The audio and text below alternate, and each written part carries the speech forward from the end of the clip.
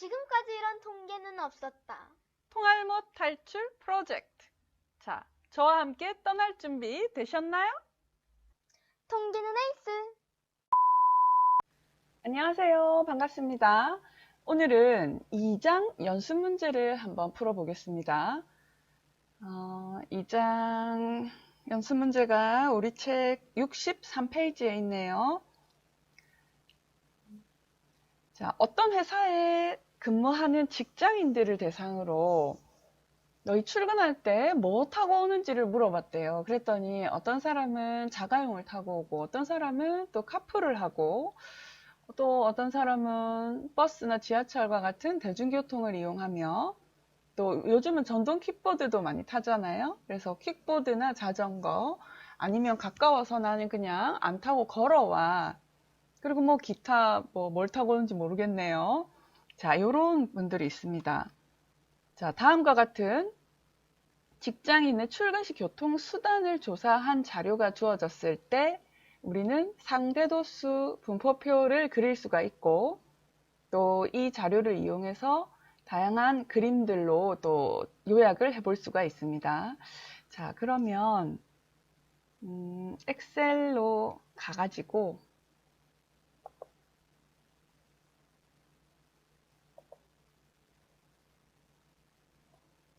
우리가 자료를 한번 쳐다볼까요? 자, 교통수단, 자가용, 카풀, 대중교통, 자전거,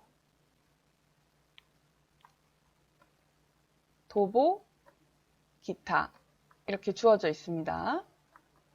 자, 그때의 도수는 100명, 30명, 150명, 20, 30, 20 이렇게 있죠.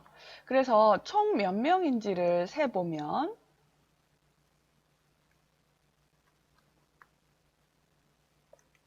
여기서부터 여기까지 셀 합계를 계산해 주면 되겠죠. 총 350명을 대상으로 조사를 했습니다. 자, 그러면 상대 도수는 그 범주의 도수가 전체 도수에서 차지하는 상대적인 비율, 백분율이라고 했죠. 자, 그래서 상대 비율을 계산하고 백분율로 표시했습니다. 보통은 백분율은 소수점 첫째 자리까지 나타냅니다. 자, 그럼 이렇게 얻은 자료를 어떻게 해요? 우리 막대 그림으로 한번 나타내 보라고 하네요. 자, 그래서 자, 지금 보시는 것처럼 막대 그림으로 나타내면 숫자로 나타낸 것보다는 훨씬 더 눈에 잘 보입니다. 그래서 우리가 제일 많이 나온 도수를 맨 앞으로 옮길 수도 있고요. 그래서 대중교통, 자가용, 도보, 카풀 순으로 이렇게 그릴 수도 있고 또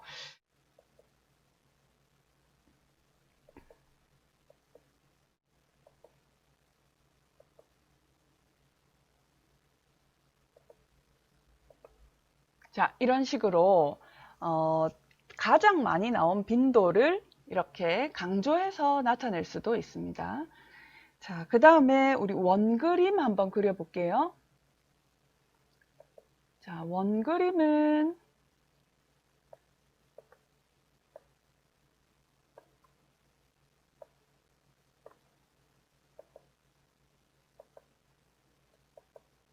이렇게 원그림을 작성해서 옆에다가 상대도수에 대해서 놨습니다. 우리 되게 원그림은 전체에서 차지하는 비율을 가지고 요약하는 경우가 많아요.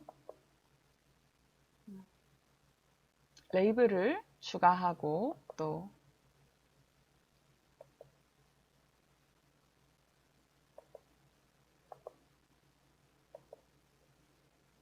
항목의 이름을 추가하면 보다 더 보기가 좋은 그런 그래프가 나옵니다. 마찬가지 대중교통, 자가용, 그리고 카풀, 도보 이런 식으로 빈도가 많이 나온 순서대로 요약을 하실 수도 있습니다. 자, 띠 그림 한번 볼까요? 그려볼게요. 자.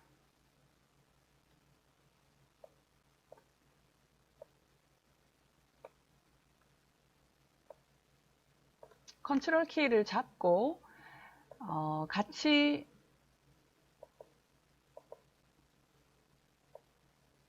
드래그를 하시면 됩니다. 여기 위에다가 겹칠게요.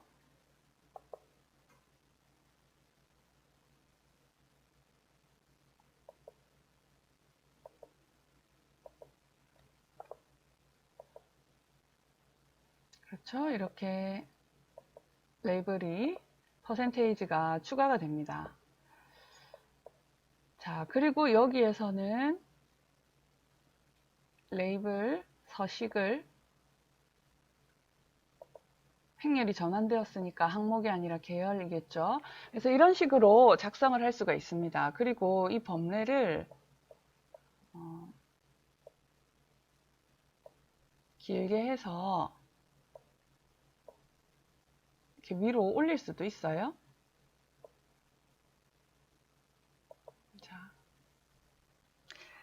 자, 우리가 지금 원그림, 띠그림까지 그려봤고요. 버블 차트 한번 작성해 볼게요.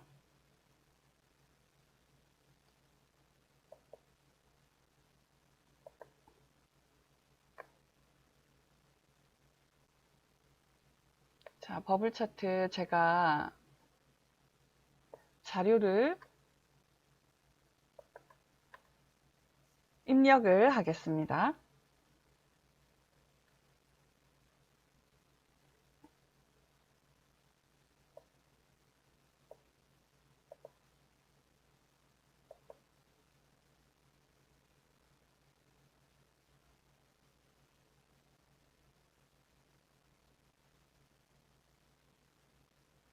버블 차트는 우리 2장에서 배운 대로 그대로 가지고 와서 할 건데요. 우리 2장 책이 어디 있냐면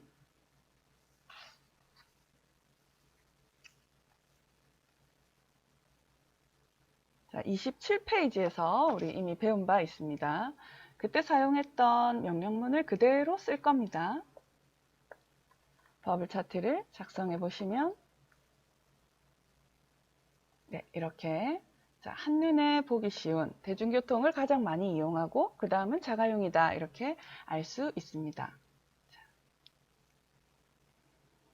자, 그럼 연습 문제 2.1번은 다 끝이 났네요. 1번은. 그러면 2번 한번 보겠습니다. 우리 10명에게 대학생 10명에게 물었어요. 너희 아침 식사하는데 시간이 얼마나 걸려? 이렇게 물었더니 어떤 사람은 2명은 아침 안 먹는다 이랬어요. 0. 안 먹으니까 시간이 안 걸리는 거죠. 그 다음에 5분, 10분, 25분, 30분, 60분 이런 자료들이 있네요. 자,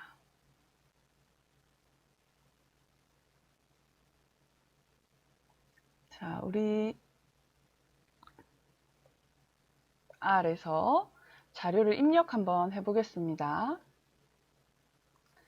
0, 5, 10, 60, 30, 25, 30, 30, 10, 0.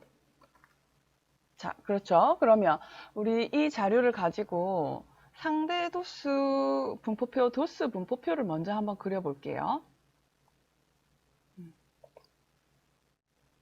그리고 우리가 자료를 조금 오름차순, 내림차순 정렬을 좀 해서 보게 여기다가 입력해 보겠습니다.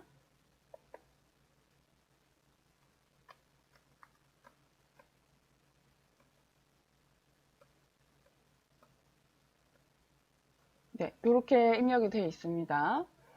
자, 이 자료를 제가 정렬해 볼게요. 오름차순으로. 자, 오름차순으로 정렬을 했더니 작은 순서대로 큰 값까지 순서대로 이렇게 나열을 해줍니다. 그래서 보기가 훨씬 좋죠.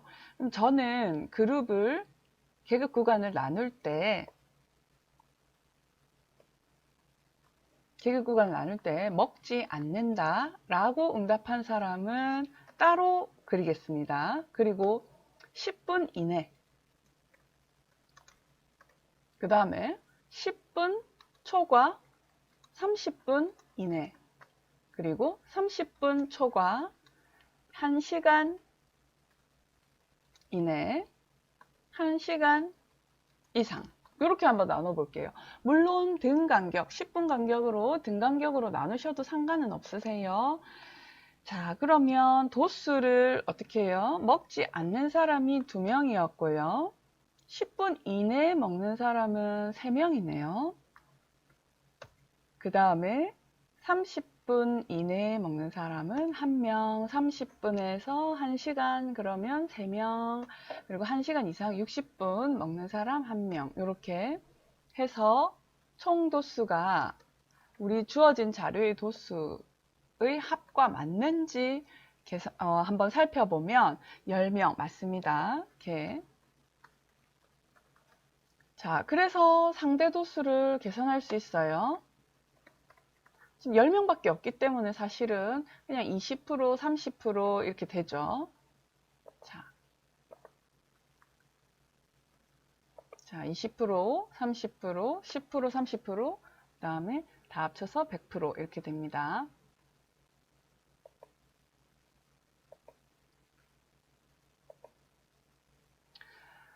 자, 이때 이제 히스토그램을 한번 작성을 해볼까요? 그렇죠? 히스토그램. 우리가 배웠던 명령문을 써서 간단하게 작성을 해보겠습니다. X에 대한 히스토그램을 작성해 달라. 그랬더니 알아서 10분 간격으로 끊어서 작성을 해주고 있네요. 이 간격은 우리 2장에서 어떻게 간격을 조정하는지 명령문으로 살펴보았고, 자, 이때 X라는 자료를 이용해서 히스토그램을 그리는데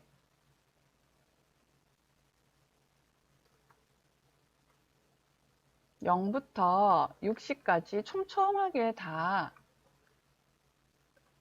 빈도를 나타내 달라. 이렇게 하면 그쵸? 이런 식의 그래프가 나옵니다.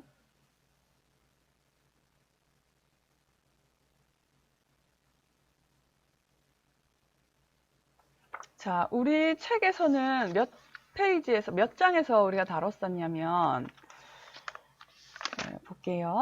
히스토그램 31페이지에 명령문이 나와 있습니다.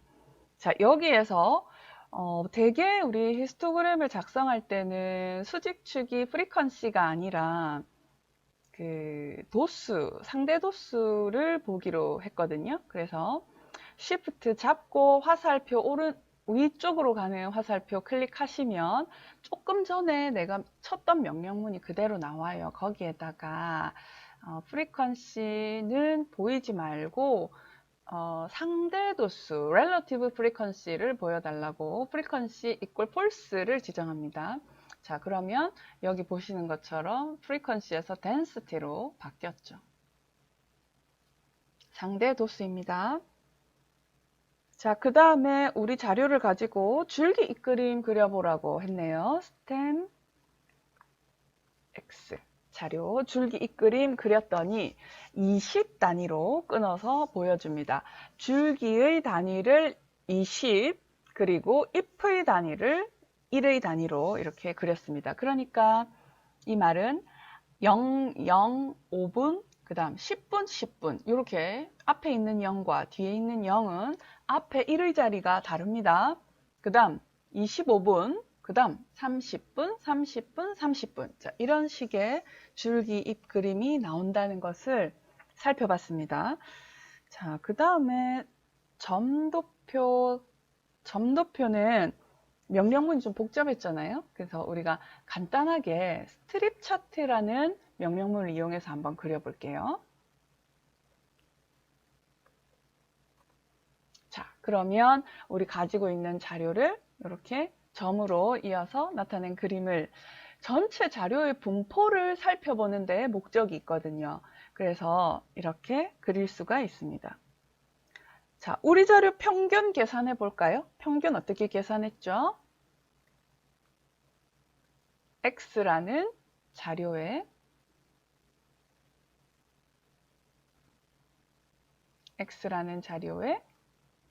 평균 계산하면 20분입니다. 아침에 대학생의 아침 식사 시간은 평균적으로 20분이다 이렇게 볼 수 있죠. 그 다음 표준 편차는요.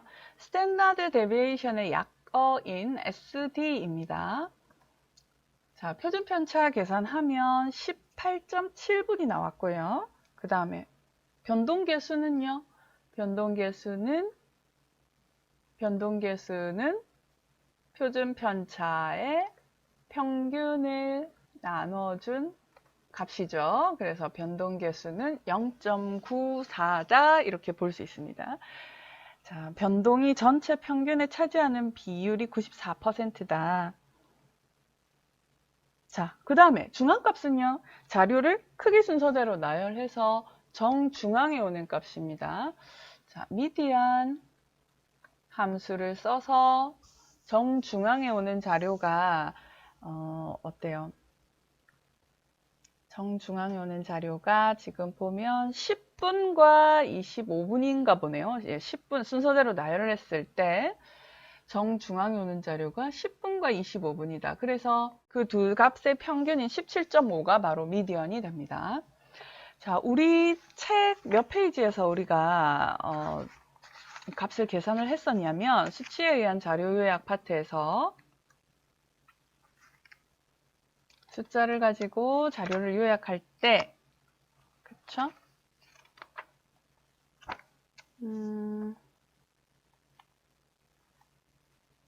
우리 책 48페이지에서 R을 이용해서 4분위 범위 계산하는 방법을 배웠거든요. R에서는 함수가 퀀타일이라는 함수였습니다. 자, 책을 참조하시고 퀀타일 X라는 자료에서 25 백분위수를 주세요 하면 6.25. 그 다음 75 백분위수는 30. 그래서 인터쿼타일 레인지는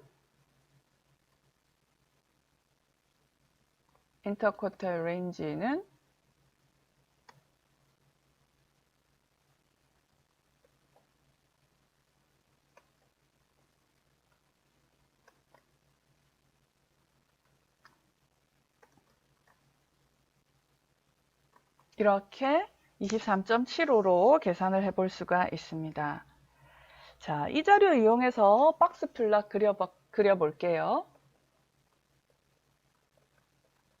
그렇죠. 자, 여기에 지금 이상값은 존재하지 않습니다. 아침을 뭐 혼자 60분씩 먹어? 그렇게 생각할 수 있는데, 1시간 동안 먹어? 이렇게 생각할 수 있는데, 이 자료도 다른 자료의 분포를 보았을 때는 특별히 예외적인 이상값이라고는 보기 어렵다는 거죠. 자, 그 기준 어떻게 계산했는지 한번 볼게요.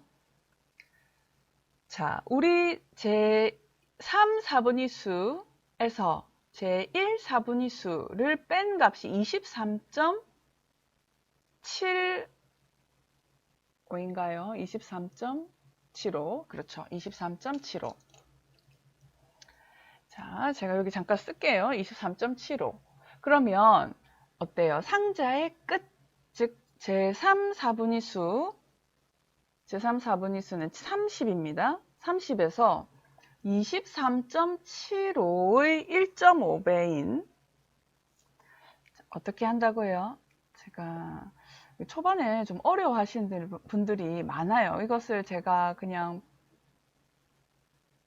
설명을 빨리 하고 넘어가면 상자 그림 잘 이해를 못 하시는 분들이 좀 계시더라고요. 그래서 23.75라고 하는 그쵸? 인터쿼터일 레인지 4분위 범위, 즉 30에서 6.25를 뺀 이 값에 1.5배를 하면 35.625가 나옵니다. 35.625, 즉 무슨 말이에요? 여기 이 30에서 35.625 떨어진 거리 안에 들어오는 값들 중에 가장 인접한 값까지는 선으로 연결한다는 뜻이죠. 그러니까 30에다가 35.625를 더하니까 65.625 안에 들어오는 값까지는 선으로 연결, 65.625를 벗어나면, 즉 아침에 식사를 65분 이상, 66분 이상 하면 그거는 좀 예외적으로 이상하다라고 볼 수 있지만 60분까지는 선으로 연결이 가능한 이상값이 아니라는 거예요. 자, 밑으로는요. 그쵸? 우리 25, 100분 일수가 6.25거든요. 6.25보다 35.625. 아무리 아침을 안 먹어도 마이너스 값은 될 수가 없으니까 최소값은 이렇게 선으로 연결이 되는 것을 알 수가 있습니다. 자, 이렇게 해서 2.2번 연습 문제도 함께 살펴보았습니다. 자, 이번에는 2.3번 상관계수 한번 계산해 보겠습니다.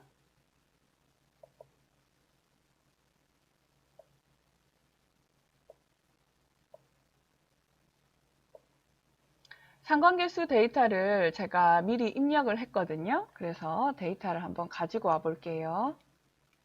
자, 2.3번의 데이터를 입력해서 우리가 0,5, 1,4, 6,0 이런 식의 자료값을 산점도에다가 짝지어진 자료를 산점도를 작성해 보면 플랫이었죠. 산점도를 작성을 하면 이렇게 거의 완벽한 음의 상관이 나오는 것을 확인할 수 있습니다. 상관계수 구하면 당연히 마이너스 값을 가질 것이고 아주 마이너스 1의 근사한 값을 가질 거라는 것을 우리가 산점도를 보고도 예측을 할 수가 있죠. 자, 코릴레이션 값 계산해 볼까요?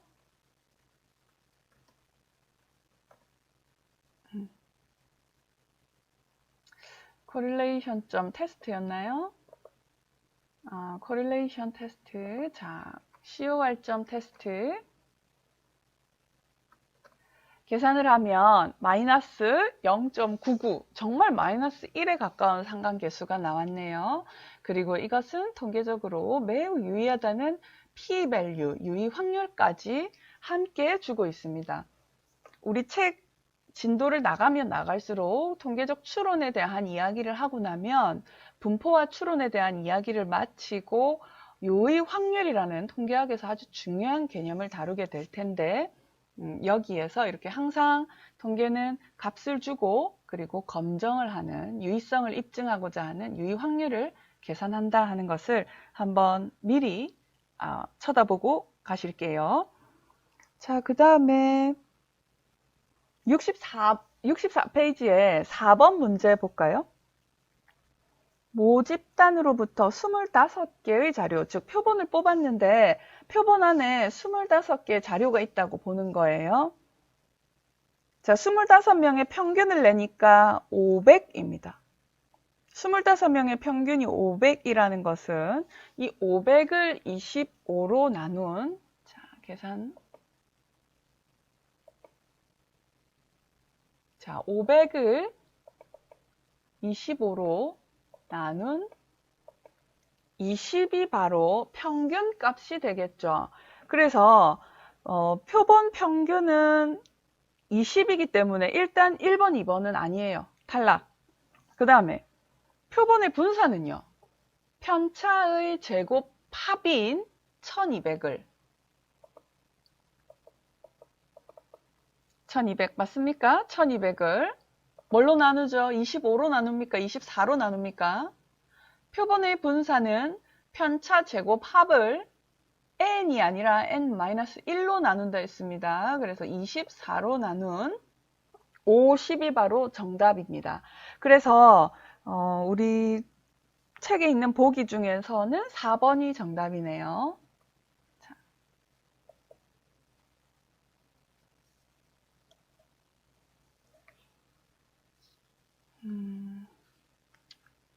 그 다음에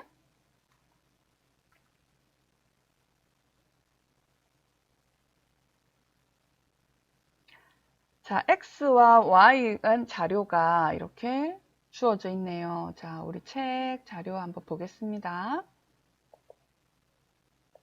X와 Y가 주어져 있습니다. 어떻게 해요? 2, 6, 7 이렇게 주어져 있고요. 13, 20, 27 이렇게 주어져 있네요. 자, 그럴 때 우리 각각의 평균을 한번 계산해 볼까요? 평균은 어떻게 계산합니까? 에버리지 함수를 이용해서 계산을 합니다. 자, 이 세 자료의 평균값을 계산하면 5, 그리고 이 13, 20, 27의 평균을 계산하면 20이 됩니다. 계산의 편의를 위해서 이렇게 제가 계산 잘 되도록 이렇게 작성을 했습니다. 자, 그러면 우리 편차 계산하면 어때요? x에다가 x바 평균을 빼는 겁니다. 2에서 이렇게 빼고 그리고 이런 식으로. 자, 그러면 편차가 계산이 됐거든요. 편차의 합은 제가 뭐라 했어요? 언제나 0이라고 했죠. 편차의 합은 언제나 0입니다. 그래서 편차의 합은 계산하면 우리가 사실 얻는 정보가 없다 이 얘기까지 했습니다. 그 다음 y의 편차는 y에서 y의 평균인 y바를 빼면 마이너스 7, 0, 7 이렇게 나와요. 이것도 마찬가지 편차의 합은 제로입니다. 자, 그래서 우리가 편차의 두 자료의 편차의 곱을 한번 계산을 해보면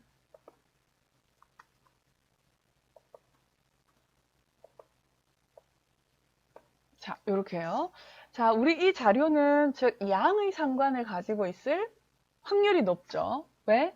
편차를 곱했을 때의 키와 몸무게처럼 x가 평균보다 크면 y도 평균보다 큰, 그래서 그 편차를 곱했을 때는 부호가 플러스가 되는 그런 경우가 많기 때문입니다. 자, 그러면 우리 이 자료를 가지고 R에서 상관계수도 한번 계산해 보겠습니다. 자, 그렇죠. 눈으로 보기에도 상관이 높아요. 자, 이때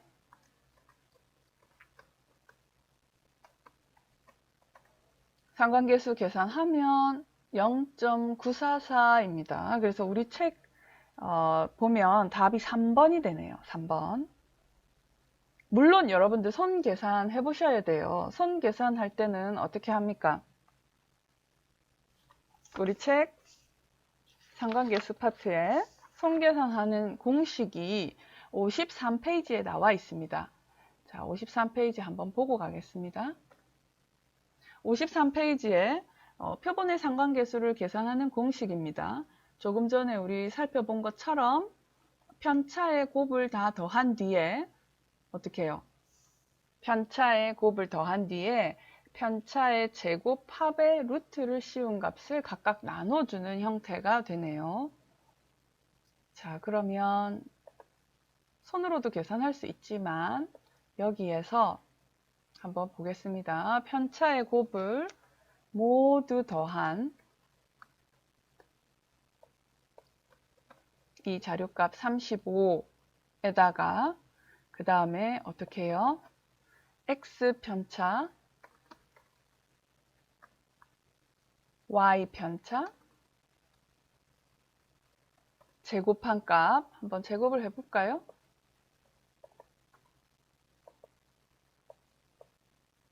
제곱한 값을 더해서 어떻게 해요? 다 더하죠. 다 더해서 그것을 제곱근을 씌울 겁니다. 자, 그럼 제가 여기에다가 상관계수를 표본의 상관계수를 한번 구해 볼게요. 자, 요 셀에다가 구합니다. 실제로는 우리가 그 함수 마법사 이용해 가지고 correlation 함수를 계산할 수 있어요. 어떻게 해요? 함수 삽입 가셔서 correlation 함수 이용하면 된다 했습니다. correlation 어떤 자료? 267과 그죠? 그 다음에 13, 20, 27의 상관계수를 계산을 해달라 하면 조금 전 R로 계산했던 0.944가 나옵니다. 자, 이 값이 실제 우리 공식에 입각해서 구했을 때의 값과 같은지 계산해 보겠습니다. 자, 편차 x의 편차 y의 편차의 곱인 35에다가 스퀘어루트 씌웁니다. x 편차의 제곱합 곱하기 스퀘어루트 y 편차의 제곱합. 어때요? 똑같은 값이 나오죠? 자, 그렇게 해서 위에는 함수를 이용해서 바로 구한 값이고 밑에는 우리 계산 공식에 입각해서 실제 손계산했다고 보시면 돼요. 그렇게 해서 계산한 값이 되겠습니다. 상관계수는 우리 자료가 어떻게 주어지더라도 여러분들이 계산하실 수 있어야 됩니다. 자, 65페이지에 연습문제 2.6번 볼게요. 상관계수에 관한 설명으로 틀린 것을 모두 골라라 이렇게 돼 있죠. 첫 번째, 상관계수는 이상점이 존재하더라도 신뢰할 수 있는 척도이다. 과연 그럴까요? 자, 한번 볼까요? 우리 그 공부 시간 시험 성적 자료를 가지고 제가 한번 이야기를 해보고 싶은데, 공부 시간 시험 성적 자료. 공부 시간 시험 성적 자료 제가 한번 가지고 와 볼게요.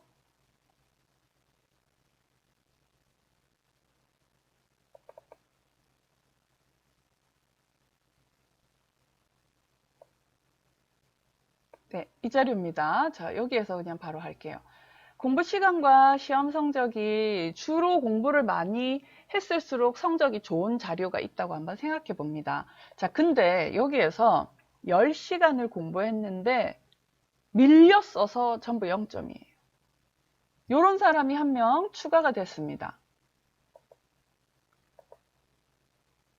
자, 그러면 이 데이터를 그릴 때 어때요? 이 데이터에 데이터 선택을 합니다.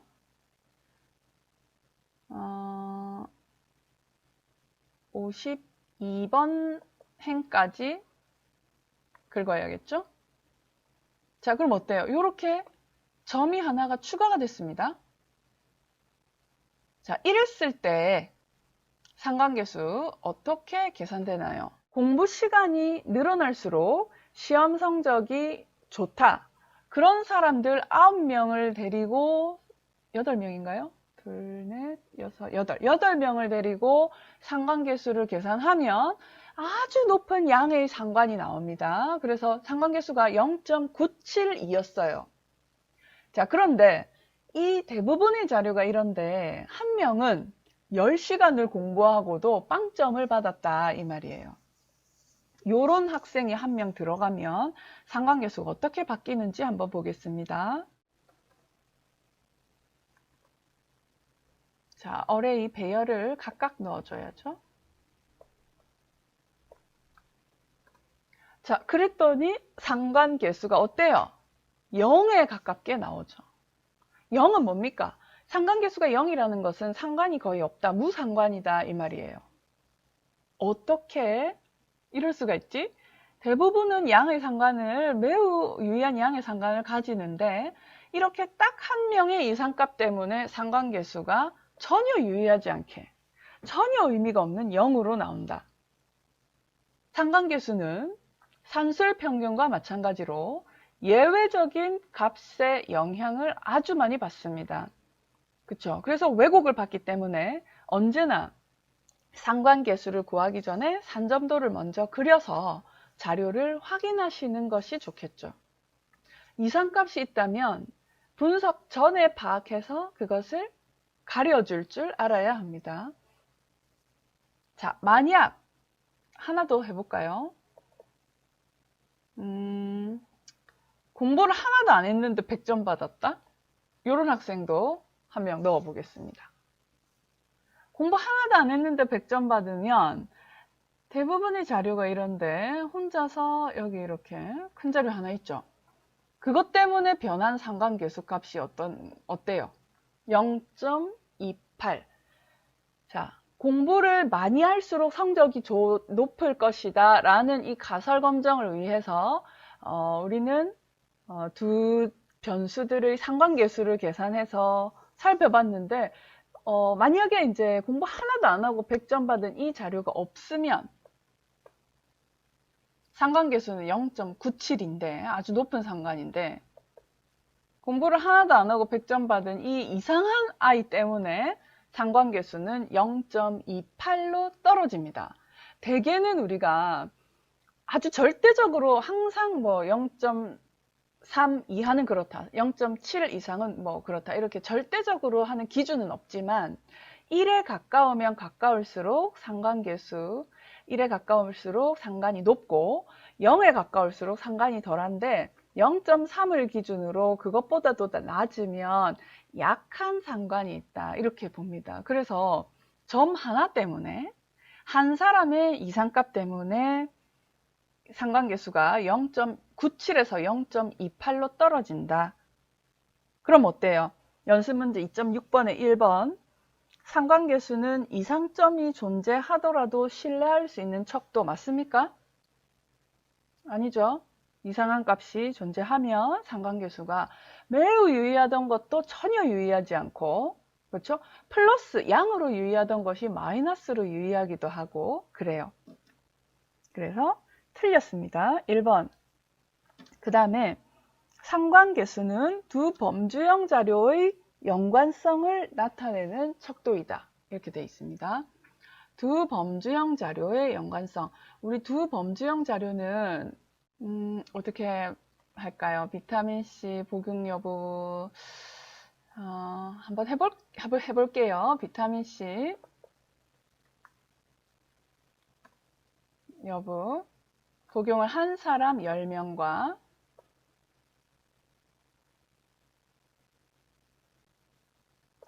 비타민C를 복용하지 않은 사람 10명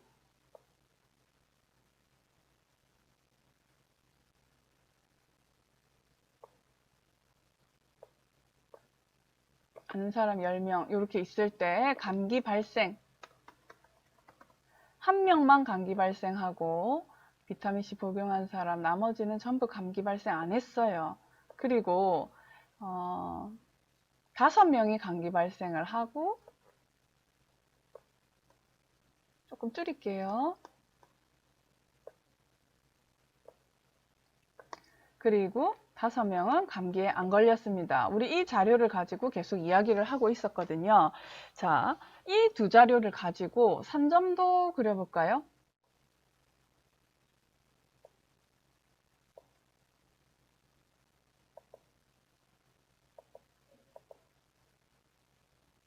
자, 어떻습니까?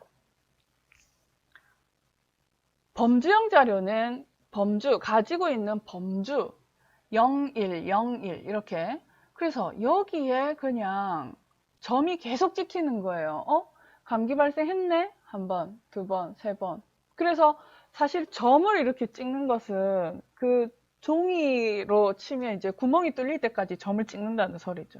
그러니까 범주형 자료는 점이 산점도를 가지고 나타내면 별 의미가 없는 것이 산점도를 가지고 나타냈을 때 점이 찍힐 수 있는 그 지점이 범주의 개수 곱하기 범주의 개수. 즉, 이 경우는 2 곱하기 2, 네 군데밖에 찍히지 않는다는 거예요. 무슨 말인지 아시겠죠? 그러니까 범주형 자료를 산점도를 그려서 상관계수로 요약한다? 이거는 틀린 설명이 됩니다. 그러면 이런 범주형 자료는 어떻게 요약했습니까? 그렇죠? 범주형 자료는 분할표 그리고 또 나중에 배우겠지만 카이제곱 검정하고 그리고 모자이크 플랫 그리고 이런 식으로 자료를 요약합니다. 연관성을 봅니다. 그래서 2번도 틀린 설명입니다. 만약에 2번이 옳은 설명이 되려면 두 계량형 자료의 연관성, 직선의 연관성을 나타내는 척도이다. 이렇게 되면 맞겠죠. 그 다음에 상관계수의 값의 범위는 마이너스 1에서 1까지이며 상관이 높을수록 1에 상관이 낮을수록 마이너스 1에 가깝다. 맞습니까? 아니죠. 양의 상관이 높을수록 1에 음의 상관이 높을수록 마이너스 1에 상관이 낮을수록 0에 가깝다 해야 됩니다. 그래서 3번도 틀렸습니다. 4번 상관계수는 직선의 연관성을 나타내는 척도이며 주어진 자료의 단위에 따라 값이 달라집니까? 주어진 단위에 따라, 자료의 단위에 따라 값이 달라지는 것은 공분산이었죠. 그래서 그 공분산의 한계를 극복하기 위해서 우리가 x와 y의 표준 편차로 나누어줘서 상관계수는 언제나 마이너스 1에서 1 사이의 값을 갖도록, 단위가 달라지더라도 항상 같은 값을 갖도록 우리가 고안한 그러한 통계량이었거든요. 그러니까 2.6번에 틀린 것을 모두 고르시오 했는데 답은 1, 2, 3, 4가 됩니다. 자, 이번에는